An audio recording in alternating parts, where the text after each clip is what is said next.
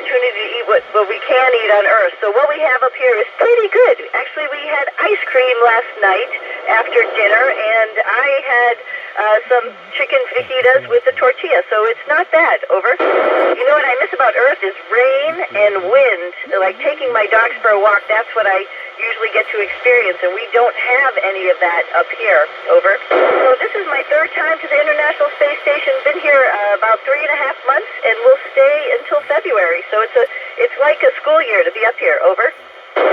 Great question. I actually didn't really even believe it. I went through the motions for all the training, but really I didn't believe it until the rocket that I was on started leaving the planet, and I could feel all that vibrations, and we were going, and then it became a reality. Over.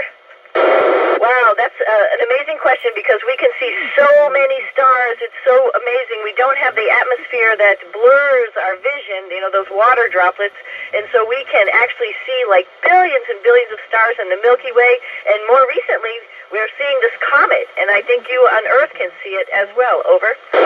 So I think the question was, is space hot or cold? It's both, actually. We don't have the atmosphere to protect us and blanket us, so sometimes it's very hot and sometimes it's very cold, and our space station protects us from that. Over. Space, yes it does. When we open a hatch, after a portion of the space station's been exposed to the outside in space, it smells a little bit like burning metal. So I think that's ionization that we're smelling. So it does smell like something after a piece of equipment has been in space. Over. So sleeping is a little bit weird. You have to get used to it because you're floating, so you don't have a bed to lay down on. Sometimes I take my sweatshirt and wrap it around my neck so it feels like a pillow, and that helps me fall asleep. Over. My favorite planet probably is Earth because I can wear my bathing suit. On the other planets, I wouldn't get to do that, and I wouldn't get to jump in the ocean and swim. I think for beauty, though, I love Saturn. I always loved Saturn since I was a little kid. Over.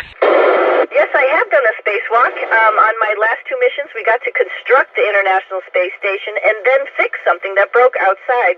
So spacewalks are amazing because you're in your own little spacecraft.